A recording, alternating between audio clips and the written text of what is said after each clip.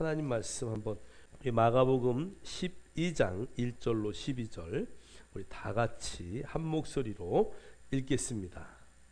예수께서 비유로 그들에게 말씀하시되 한 사람이 포도원을 만들어 산울타리로 두르고 즙자는 틀을 만들고 망대를 지어서 농부들에게 새로 주고 타국에 갔더니 때가 이름에 농부들에게 포도원 소출 얼마를 받으려고 한 종을 보내니 그들이 종을 잡아 심히 때리고 거저 보내었거늘 다시 다른 종을 보내니 그의 머리에 상처를 내고 능욕하였거늘 또 다른 종을 보내니 그들이 그를 죽이고 또 그 외 많은 종들도 더러는 때리고 더러는 죽인지라. 이제 한 사람이 남았으니 곧 그가 사랑하는 아들이라. 최후로 이를 보내며 이르되 내 아들은 존대하리라 하였더니 그 농부들이 서로 말하되 이는 상속자니 자 죽이자 그러면 그 유산이 우리 것이 되리라 하고 이에 잡아 죽여 포도원 밖에 내 던졌느니라. 포도원 주인이 어떻게 하겠느냐? 와서 그 농부들을 진멸하고 포도원을 다른 사람들에게 주리라. 너희가 성경에 건축자들이 버린 돌이 모퉁이의 머릿돌이 되었나니 이것은 주로 말미암아 된 것이요 우리 눈에 놀랍도다 함을 읽어보지 못하였느냐 하시니라. 그들이 예수의 이 비유가 자기들을 가리켜 말씀하신 줄 알고 잡고자 하되 무리를 두려워하여 예수를 두고 가니라. 아멘. 아멘. 우리 한번 설교 제목 한번 볼까요? 한번 읽겠습니다. 엄청난 착각.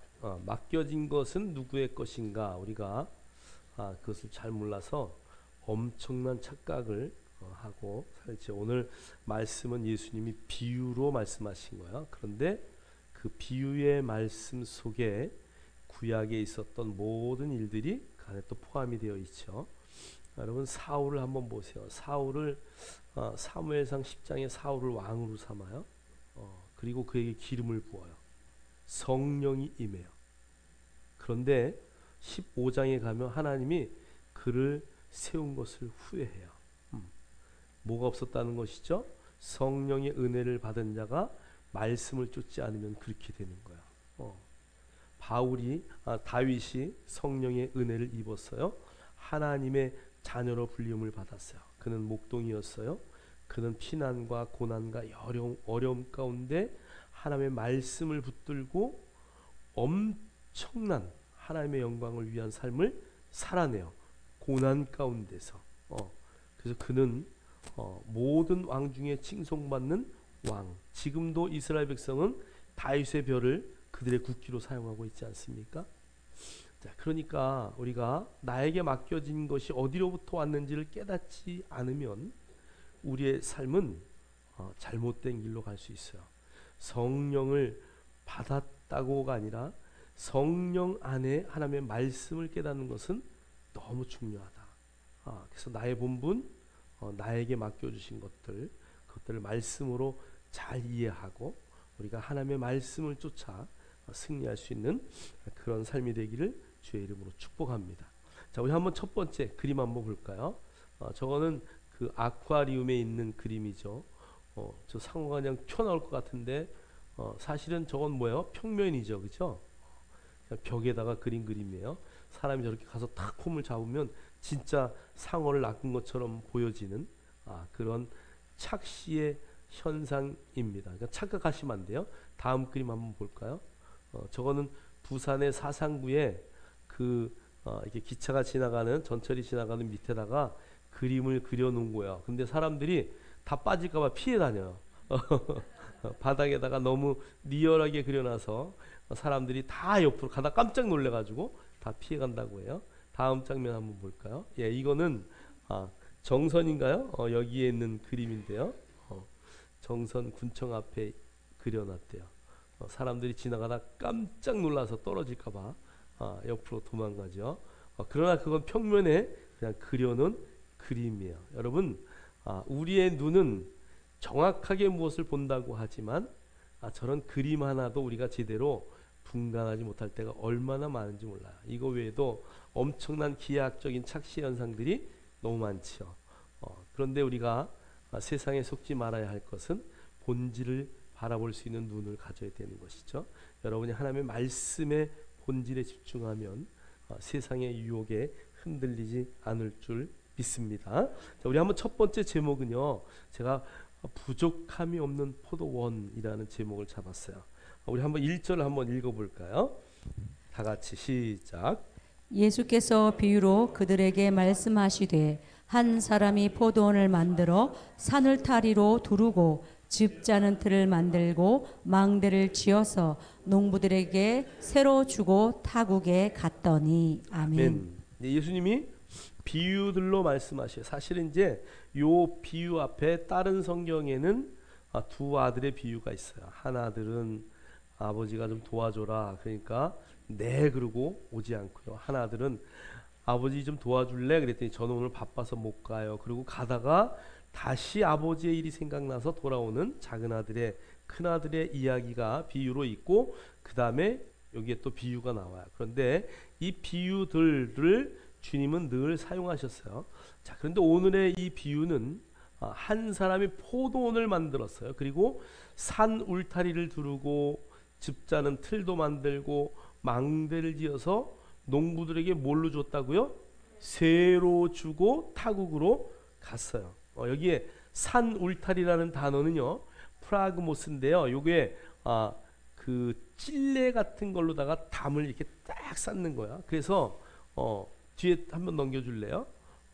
찔레나무 가시로 만든 울타리를 뜻하면서 외부의 들짐승과 도적으로부터 포도원을 지키기 위한 그런 놀라운 담이죠.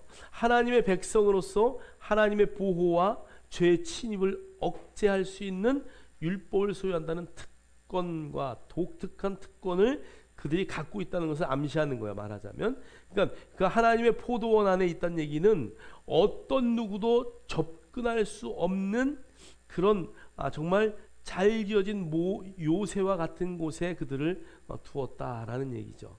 외부에 어떠한 들짐승도 도적들도 범접하지 못하는 그런 울타리를 만들었다라는 주님의 은혜죠. 자, 우리 한번 이사야 5장 1절부터 2절 한번 읽겠어요. 1절 2절 시작. 나는 내가 사랑하는 자를 위하여 노래하되 내가 사랑하는 자의 포도원을 노래하리라. 내가 사랑하는 자에게 포도원이 있으며 심히 기름진 산에로다. 땅을 파서 돌을 제하고 극상품 포도나무를 심었도다.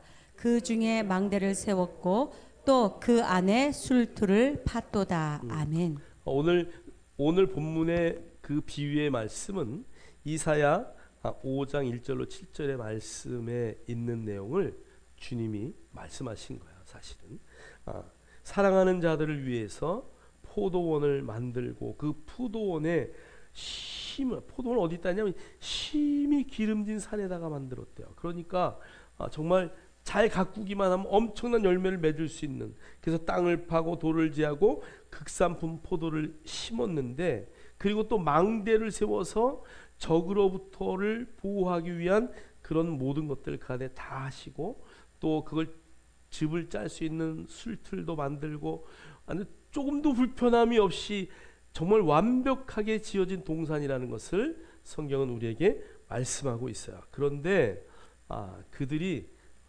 극상품의 포도를 심었는데 저 뒤에 이야기를 보면 이제 들포도를 맺혔다. 그러니까 얼마나 가꾸지 않았어요. 여러분 그 감나무 같은 것도 가꾸지 않고 그냥 두면 그게 뭐가 되죠? 나중에 뭐 이상한 감이 되잖아요. 그래서 돌보는 것은 너무 중요하죠. 자, 시편 121편 3절로 8절 우리 한번 잘 아는 구절이니까 한번 읽겠습니다. 시작. 여호와께서 너를 실족하지 아니하게 하시며 너를 지키시는 이가 졸지 아니하시리로다. 이스라엘을 지키시는 이는 졸지도 아니하시고 주무시지도 아니하시리로다. 여호와는 너를 지키시는 이시라. 여호와께서 뇌 오른쪽에서 뇌 그늘이 되시나니 낮의 해가 너를 상하게 하지 아니하며 밤의 달도 너를 해치지 아니하리로다. 여호와께서 너를 지켜 모든 환난을 면하게 하시며 또 내 영혼을 지키시리로다. 여호와께서 너의 출입을 지금부터 영원까지 지키시리로다. 아멘. 아멘. 하나님은 어떤 분이시냐? 우리를 실족하지 아니하게 하시며 졸지도 아니하시고 주무시지도 아니하시고. 할렐루야. 하나님은 그런 분이심을 믿습니다. 여러분을 정말 하루 종일 바라보시고 여러분의 머리털까지도 세시는 받으시는 하나님을 찬양합니다. 그러면서 5절에 보니까 여호와는 너를 지키시는 이시라. 누굴 지켜요? 나를 지키신대요. 오른쪽에 내 그늘이 되시고 낮의 해가 너를 상하지 않게 하시며 밤의 달도 너를 해치지 아니하리로다. 아무리 어둠이 온다 할지라도, 아무리 태양빛이 내려진다 할지라도 우리를 지키시고 인도하시는 분은 누구라? 하나님이시다. 그 얘기하는 거죠. 7절에 여호와께서 너를 지켜 모든 환난을 면하게 하시며 또 내 영혼을 지키시리로다. 여호와께서 너의 출입을 지금부터 영혼까지 지키시리로다. 여러분, 그 포도원 안에 있으면, 하나님 안에 있다면, 예수 그리스도의 말씀 안에 있다면 우리가 이것을 만끽하는 삶을 살아낼 수 있는 것이죠. 할렐루야. 저와 여러분이 정말 하나님의 도우심이 없으면 잠시도 살 수 없다는 것을 여러분이 늘 인식하셔야 돼요. 우리가 구약의 성경을 쭉 읽다 보면 민수기나 뭐 이렇게 쭉 읽다 보면 그냥 딱 세 개의 원불교, 그죠? 원망, 불평, 교만. 그냥 늘 뭐가 없으면 하나님이 알아서 채워주시는데도 그걸 그냥 늘 불평하고 불만해요. 고기가 이빨에 좀 꼈으면 좋겠다 그러면서 막 그냥 난리치잖아요. 원망, 불평, 교만한 자세는 정말 하나님을 가장 화나게 하시는 거야. 우리의 입술은 항상 기뻐하라, 쉬지 말고 기도하라, 범사에 감사할 수 있는 입술이 돼야 돼요. 오늘 이 완벽한 포도원을 지어서 농부들에게 주었어요. 정말 조금도 부족함이 없는, 어떠한 적의 침범도 없는 그런 완벽한 요새 같은 하나님이 정말 지으신 아름다운 것을 우리에게 허락하셨는데, 그 농부들이 그 안에서 이제 농사를 짓고 살다 보니까 착각하는 거예요. 자, 우리 한번, 농부들이 엄청난 착각을 했어요. 포도원이 자기 것이라고 생각했어요. 한번 2절부터 5절 다시 한번 천천히 읽겠습니다. 시작. 때가 이름에 농부들에게 포도원 소출 얼마를 받으려고 한 종을 보내니 그들이 종을 잡아 심히 때리고 거저 보내었거늘 다시 다른 종을 보내니 그의 머리에 상처를 내고 능욕하였거늘 또 다른 종을 보내니 그들이 그를 죽이고 또 그 외 많은 종들도 더러는 때리고 더러는 죽인지라. 아멘. 때가 이름에, 여러분, 포도나무를 심으면 몇 년 후에 포도가 맺히나요? 예? 포도 농사 접으신 분이 계시는구나. 보통 3년이 지나야 포도 열매가 맺혀요. 제가 오늘 아침 꿈에 포도가 심었는데 이렇게 열매가 막 맺혀가지고 아침에 꿈에 포도 열매 따먹었어요. 꿈에. 근데 제가 이제 이 설교를 준비하다가 이제 포도에 대한 것들을 이제 막 찾잖아요.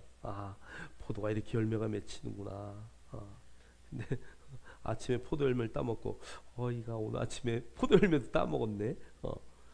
이게 생각하면 꿈도 꾸는 거죠. 자, 그런데 3년 동안 그럼 그들은 뭘 먹고 살았을까? 하나님의 완벽한 공급하심에. 여러분, 이스라엘 백성이 가나안 땅에 들어가기 전에 그 광야에서 뭘 먹고 살았어요? 하나님이 내려주시는 만나와 메추라기들을 먹고 살았죠.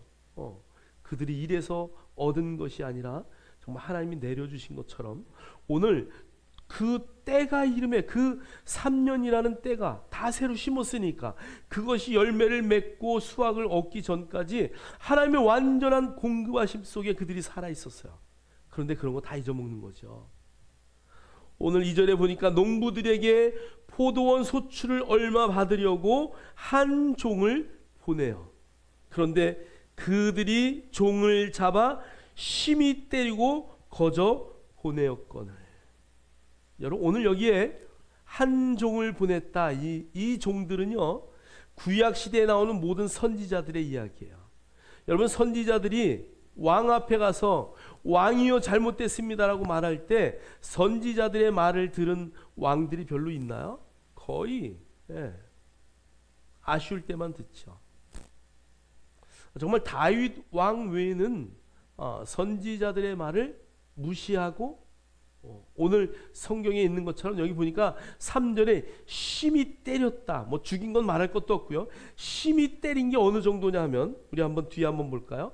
한번 심히 때리고 이게 치다 때리다 이런다는데 이게 원래 원어의 의미는 대로라는 그 단어가요.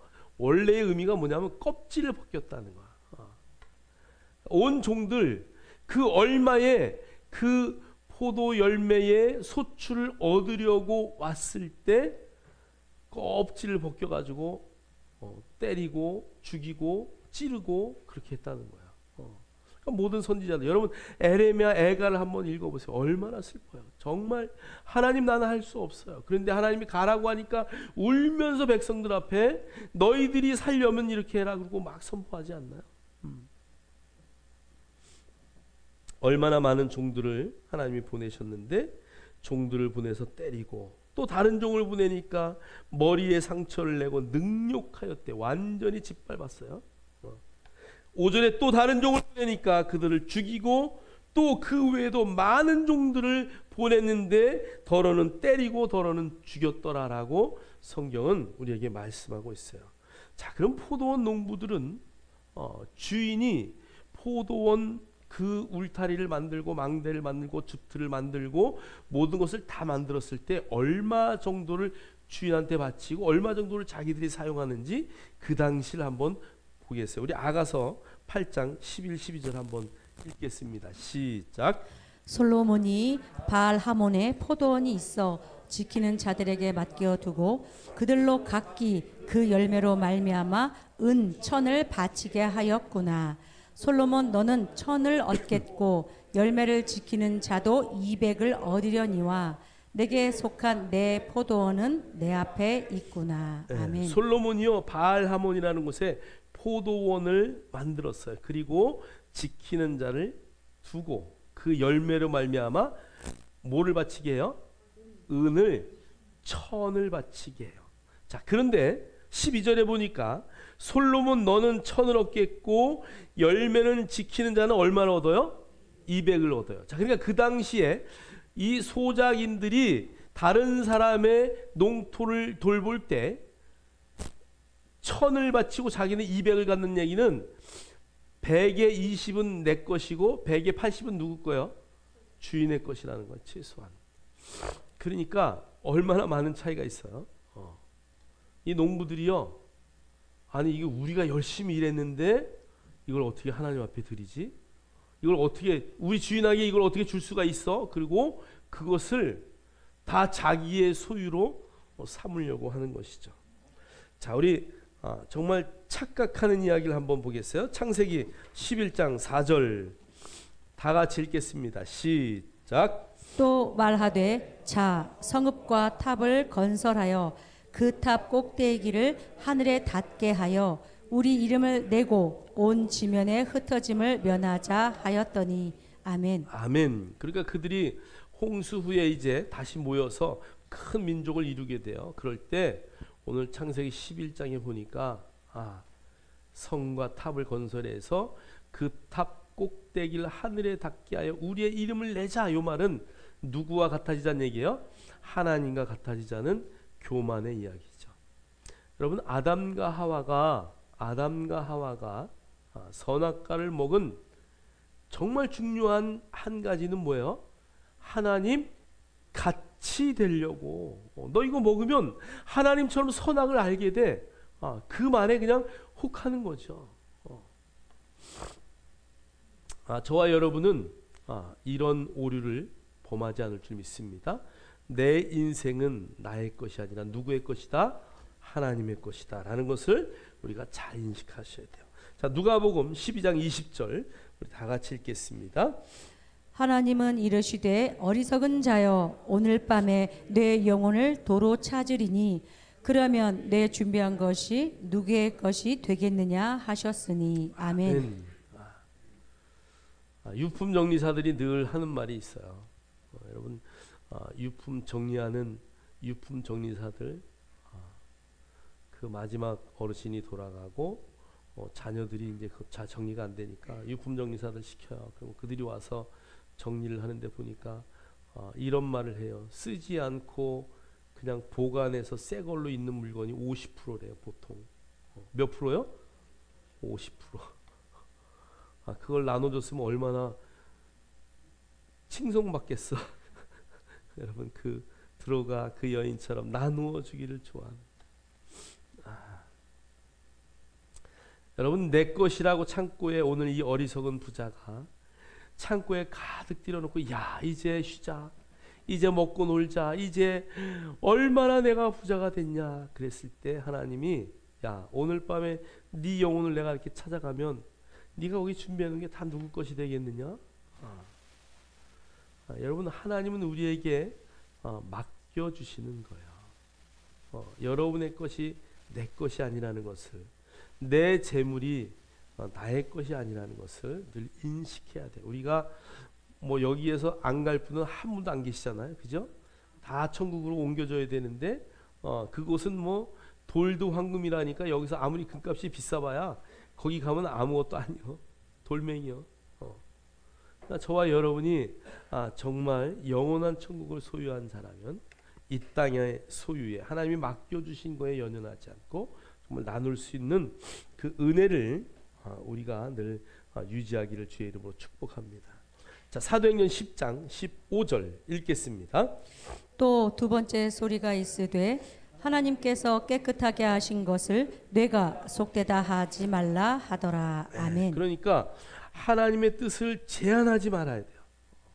하나님이 베드로에게 환상 가운데 그 동물들이 내려오는 것을 보여줘요. 그리고 이것을 먹어라 하나님이 그래요. 그런데 베드로에게는 나는 이방의 음식을 먹지 않고 이방인들과 함께 먹지 않는다는 자기의 이 고정관념이 있어가지고 저는 그거 먹을 수 없습니다. 나는 거룩한 하나님의 백성인데 어떻게 그것을 먹을 수 있습니까? 라고 막 버팅기는 거죠. 여러분 그리스도 안에서는 모든 것이 가하다 그랬어요. 할렐루야. 방종하라는 것이 아니에요.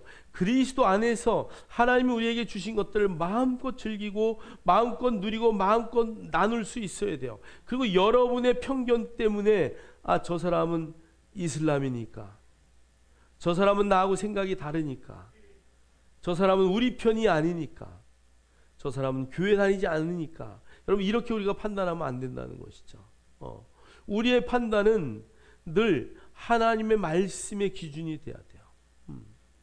하나님 오늘 베드로에게 먹어라, 말 안 들으니까 또 먹어라, 내가 깨끗하게 하신 것을 내가 속되다 하지 말라 하더냐. 그래서 우리 뭐 좀 아주 좀 보수적인 분들은 제사에 성경의 제사에 드리라고 한 그것만 먹잖아요. 그래서 어떤 목사님들은 소고기 안 드시는, 소고기 외에는 잘 안 드셔. 돼지고기 절대 안 먹어요. 또 어떤 것 절대 안 먹어 막 이런 게 있잖아요, 그죠? 우리가 이제 뭐 내 몸에 안 좋아서 뭐 이런 거를 제외하고 의도적으로 그런 것들에 대한 것들. 근데 뭐 어디 가서 먹을 때 불편하잖아요, 서로. 특히 이제 선교를 가요. 이제 선교 가서 이슬람권에 선교를 가면 이슬람 사람들은 자기 집으로 초청하는 게 최고의 손님 대우죠. 그래서 우리 선교사님이 가셨어요. 가서 밥을 먹으려고 딱 앉았는데 음식에 새카맣더래. 음식이 이거 보니까 파리가 하나 가득 앉은 거야. 근데 또 이 주인이 와가지고 슉 하니까 파리가 어떻게 돼요? 다 도망가죠. 다 도망가. 한번 하니까. 그리고 식사합시다. 그걸 먹으려니까 어떻게 돼요? 먹을 수가 없는 거죠. 막 금방 파리가 막 까맣게 앉았는데 어떡하겠어. 그래도 어떻게 해요? 먹는 거예요. 그거 안 먹으면 친구가 될 수 없으니까. 그러니까 여러분들 선교 가실 때 가셔서 그냥 필리핀도 마찬가지예요. 필리핀도 가보면은요, 그 막 다 키우고 다 키우잖아요. 집에서 집에 가보면은요, 그냥 뭐 울타리가 제대로 있어요. 나무로 만든 막 이런 벽이니까 그냥 파리가 막 급습을 해요. 급습을. 우리가 밥 먹는다 그러고 밥을 쫙 펴놓으면은 걔네가 먼저 와가지고 벌써 다 그냥 포진하고 있어. 그러니까 밥 먹으면서 휙하고 휙하고 막 이러다. 어떨 때는 그 국물에 다 빠져 있어가지고 그거 숟가락으로 건져내고 먹고. 그들은 전혀 불편함이 없이 먹는데 우리는 너무 힘들죠. 어떤 선교사님이 이스라엘에 가가지고 그 이제 요르단 쪽으로 올라가면은 베두인들이 있어요. 베두인들. 여러분, 우리가 베두인들 얼마나 좋아요. 베두인들은요, 지금도 하나님의 말씀대로 살려고 광야에서 텐트 치고 사는 사람들이에요. 콥트족들도 마찬가지고요. 그런데 그들을 보고 너무 반가운 거예요. 그래가지고 이야, 베두인들, 내가 그렇게 그리워했던 그 베두인들, 그리고 막 뛰어가가지고 그를 형제요 그리고 딱 안았는데 완전히 썩는 냄새가 나더래. 그들은 몇 달씩 목욕을 못 하잖아요. 광야에 물이 없으니까 그들은 이렇게 아침에 일어나면 이렇게 눈곱 띄고 세수하고 이슬 받아서 그걸로 이렇게 그러니까 뭐 얼마나 냄새가 나겠어. 막 얼마나 격한 냄새가 나는지 안 왔다가 깜짝 놀라서 딸이 뛰었대요. 우리가 정말 그 외국인들하고 이렇게 만나고 이제 막 이렇게 할 때마다 우리 그런 것들을 잘 이제 인식해야 돼요.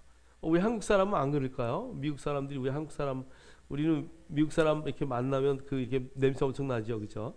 특히 미국 사람들 이렇게.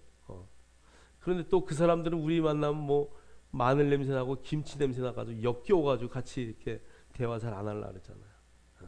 그러니까 우리가 이제 이런 사회와 문화가 다르기 때문에 여러분들이 내 지식과 내 경험과 내 한계로 그런 것들을 무시하거나 그러면 안 된다는 것이요. 여러분 주변에 우리 주변에 믿지 않는 자들이 있다 할지라도 서로 존중하고 도덕적으로 대하고 존경하고 그래서 그들이 정말 예수 믿는 자들의 탁월함 때문에 끌려올 수 있어야 돼요.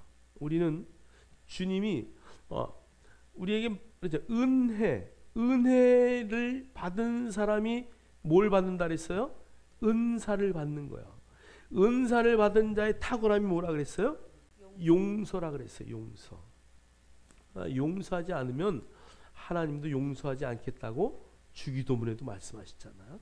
그러니까 우리가 정말 서로의 죄를 용서할 수 있는 저 사람은 저래 막 이런 눈으로 보지 마시고 그 입장이 돼서 내가 이해할 수 있는, 그래서 그들을 포용할 수 있는 그런 넓은 마음을 갖기를 주의 이름으로 축원합니다. 그래서 하나님의 뜻을 제한하는 착각을 우리는 하지 않으면 좋겠다.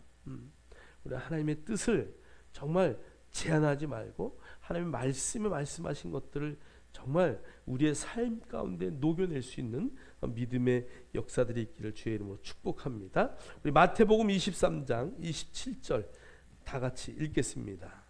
화 있을진저 외식하는 서기관들과 바리새인들이여, 회칠한 무덤 같으니 겉으로는 아름답게 보이나 그 안에는 죽은 사람의 뼈와 모든 더러운 것이 가득하도다. 아멘. 아멘.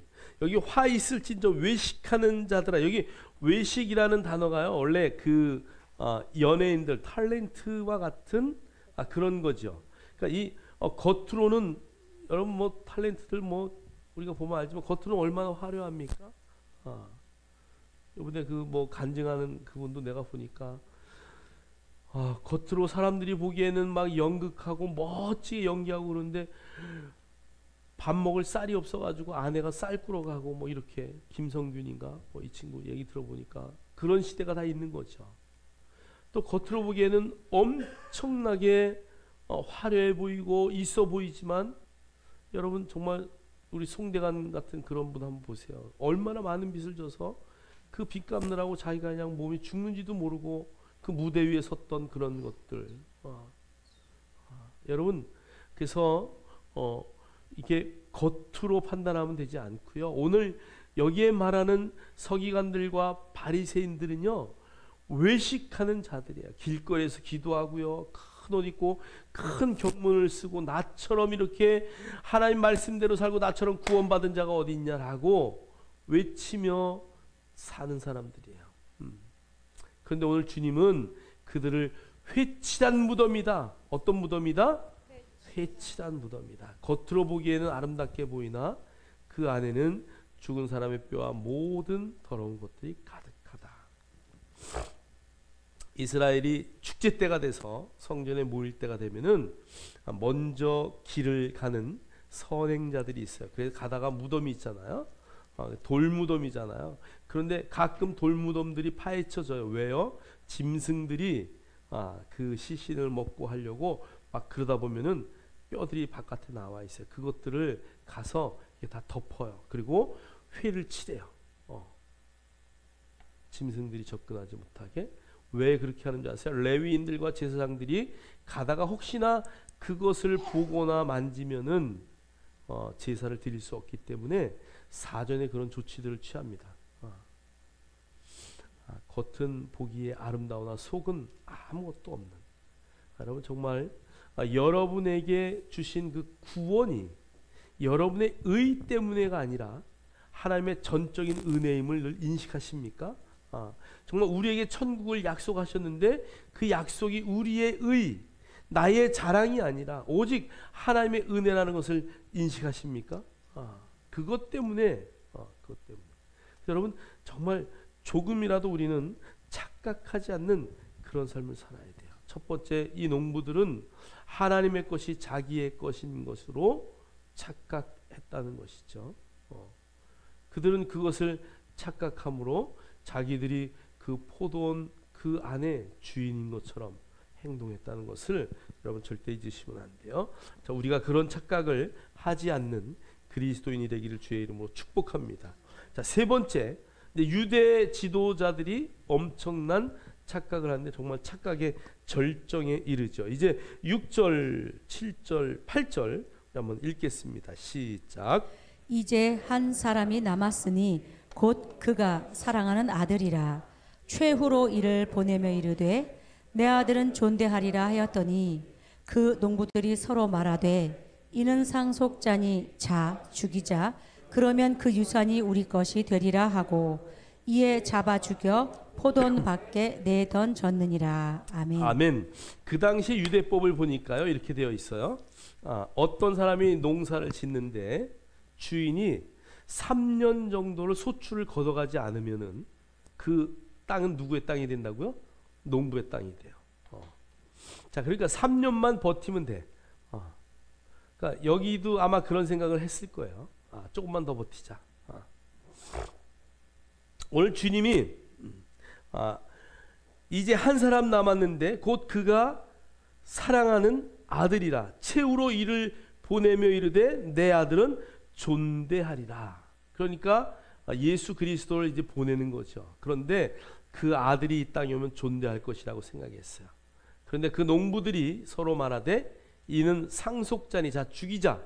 그러면 그 유산이 우리의 것이 될 것이다. 정말 엄청난 착각하는 것이죠. 자, 이제 농부는 진짜 주인이잖아요. 아들이 상속자인데 아들을 죽였다고 아버지가 뭐 죽나요? 그럴 리가 없죠. 그죠? 그런데 오늘 정말 엄청난 착각을 해서 이제 그 마지막 아들을 죽이는 이야기를 오늘 성경은 말하고 있어요. 자, 우리 한번 요한복음 11장 47절로 52절. 오늘 이 말씀은 바로 대제사장들과 바리새인들을 위한 말이죠. 읽겠습니다. 시작. 이에 대제사장들과 바리새인들이 공회를 모으고 이르되 이 사람이 많은 표적을 행하니 우리가 어떻게 하겠느냐. 만일 그를 이대로 두면 모든 사람이 그를 믿을 것이요 그리고 로마인들이 와서 우리 땅과 민족을 빼앗아 가리라 하니 그 중에 한 사람 그 해 대제사장인 가야바가 그들에게 말하되 너희가 아무것도 알지 못하는도다. 한 사람이 백성을 위하여 죽어서 온 민족이 망하지 않게 되는 것이 너희에게 유익한 줄을 생각하지 아니하는도다 하였으니 이 말은 스스로 함이 아니요 그 해의 대제사장이므로 예수께서 그 민족을 위하시고 또 그 민족만 위할 뿐 아니라 흩어진 하나님의 자녀를 모아 하나가 되게 하기 위하여 죽으실 것을 미리 말함이러라. 아멘. 아멘. 자, 오늘 이 예수님의 비유의 이야기가 실제로 이제 그 바리새인들과 대제사장들이 이 예수 그리스도 하나님의 아들로 온 저 사람을 우리가 막 표적을 일으키고 기적을 일으키고 그런데 우리가 어떻게 했으면 좋겠냐? 만약에 그를 가만히 둔다면 많은 사람들이 예수를 믿을 것이고 또 그들이 예수를 믿고 왕으로 메시아로 만약에 모시는 일이 있다면 로마인들이 와서 우리 땅과 민족을 빼앗아가리라. 여러분, 예수님이 이 땅에 오신 이유는 이 땅에 하나님의 나라를 정말 로마와 같은 그런 제국을 만들려고 오는 게 아니죠, 그렇죠? 정말 하나님의 나라, 평강의 나라를 위해서 오셨는데 오늘 그들이 착각한 거야. 그래서 정말 그를 죽여야 되겠구나 그렇게 결정을 내리죠. 그래서 49절에 보니까 그 중에 한 사람 그 해의 대제사장인 가야바가 그들에게 말하되 너희가 아무것도 알지 못하는도다. 한 사람이 백성을 위하여 죽어서 온 민족이 망하지 않게 되는 것이 너에게 유익한 줄을 생각하지 아니하는도다. 그러니까 예수 그리스도가 와서 일으킨 그 센세이션, 예수 그리스도 그분이 오셔서 일으킨 기적, 그 신년의 역사들, 죽은 자들을 살리고 안진병을 일으키고 막 눈먼 자를 눈뜨게 하고 말 못하는 자들을 말하게 하는 그런 엄청난 일들을 통해서 지금 이 예루살렘과 모든 유대 민족들이 메시아가 왔다라고 하는 것을 다 알고 있는 거야. 자, 그런데 그 한 사람만 죽이면 우리가 로마의 숙국으로서 그냥 조용히 편하게 이 자리를 유지하고 있을 텐데 그래서 예수 한 사람이 죽으면 온 민족이 편하게 될 것이다 라고 착각하죠. 자, 그래서 그 한 사람이 백성을 위해 죽는 것이 우리에게 유익하다라고 말해요. 51절에 이 말은 스스로 말한 것이 아니다. 예수께서 그 민족을 위하시고 또 그 민족만 위할 뿐 아니라 흩어진 하나님의 자녀를 모아 하나가 되게 하기 위하여 죽으실 것을 미리 말합니다. 뭐 가룟 유다와 똑같은 거죠, 그죠? 예수님을 가룟 유다가 십자가에 팔아먹지 않았으면 가룟 유다가 아니면 다른 사람이 했겠죠. 근데 왜 네가 가룟 유다가 되려고 하느냐? 동일하게 오늘 이 대제사장들과 그들이 동일한 입장에 있는 거야. 오늘 성경은 반전이죠.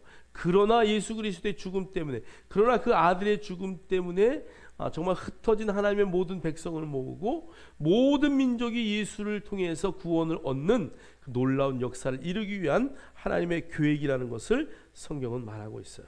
오늘 그 엄청난 착각 가운데 예수 그리스도를 죽이는 거예요. 자, 그럼 예수님이 안 죽으면 어떻게 해요? 아니요. 예수님이 이 땅에 죽으러 오신 분이에요. 그들이 아니라도 또 다른 도구들을 통해서 사용하셔. 왜 네가 그 주인공이 되려고 하느냐? 저와 여러분은 정말 하나님의 말씀 안에서 하나님의 영광을 위한 도구로 쓰임 받기만을 원합니다. 정말 그 잘못된 사례들을 우리가 따라가지 않고 정말 예수 그리스도 안에서 승리한 자들의 모습을 바라보고 그것을 향하여 갈 수 있는 은혜의 역사들이 있기를 주의 이름으로 축복합니다. 자, 포도원 주인의 이제 결정을 한번 보세요. 반드시 뭐 한다고요? 심판하셔요. 그리고 반드시 영적 이스라엘 나라를 세울 것이다. 자, 우리 한번 포도원 주인이 어떻게 하겠느냐? 우리 한번 9절, 10절, 11절 읽겠습니다. 시작. 포도원 주인이 어떻게 하겠느냐?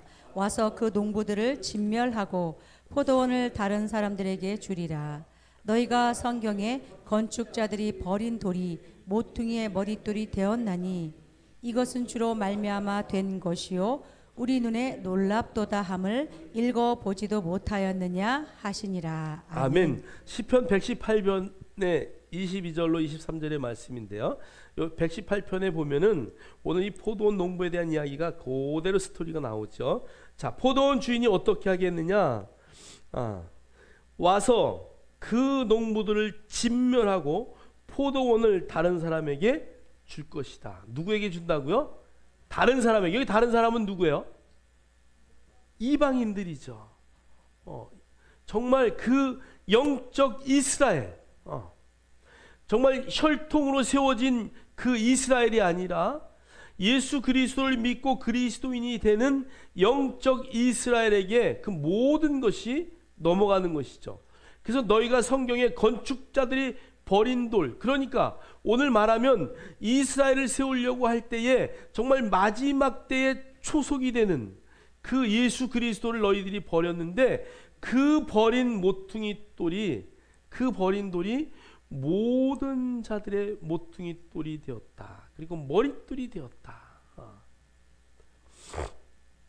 그러니까 오늘 유대인들이 예수 그리스도, 그분 정말 하나님의 그 영광을 깨닫지 못하고 그들이 죽임을 당했는데, 그 예수님은 그 일을 통해서 믿지 않는 모든 이방인들에게 영적 이스라엘이 되게 하고 그들을 구원하는 은혜의 역사가 나타났다는 것을 성경은 말해요. 11절, 이것은 주로 말미암아 된 것이요 우리 눈에 놀랍도다 함을 읽어보지도 못하였느냐 하시니라. 그러니까 시편 118편에 있는 이야기 너희들이 안 읽어봤냐?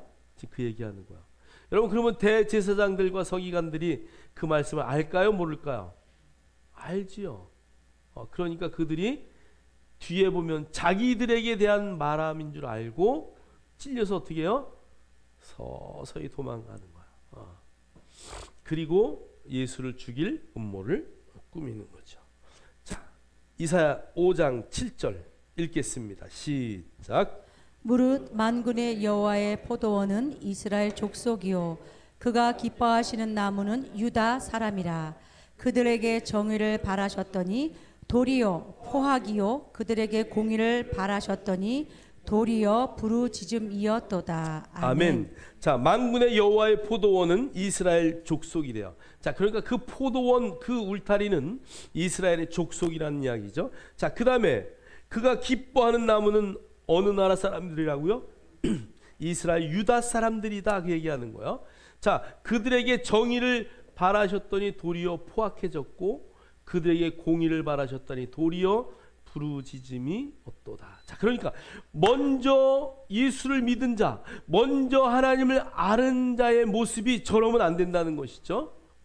여러분, 저와 여러분은 하나님이 기뻐하시는 영적인 이스라엘들이에요. 우리는 그리스도인은 하나님의 선택을 받은 자들이에요. 자, 그런데 하나님이 우리에게 뭘 바라셔요? 정의를 바라셔요. 하나님의 말씀대로 살기를 원하셔요. 하나님의 뜻 가운데 살기를 원하셔요. 저와 여러분은 착각하지 않고 하나님의 뜻이 무엇인지를 정말 깨달아서 하나님의 말씀 안에 거하는 그러한 삶을 살아낼 수 있기를 주님의 이름으로 축복합니다. 하나님은 반드시 심판하신다고 성경은 우리에게 말씀하셔요. 어떻게 심판하신다고요? 반드시 심판하신다. 주의 날이 반드시 우리에게 임할 것이다라는 것을 여러분 확실히 믿고 깨닫고 알아서 하나님의 영광의 그릇으로 쓰임받는 저와 여러분 되기를 주의 이름으로 축원합니다. 축원합니다. 다 같이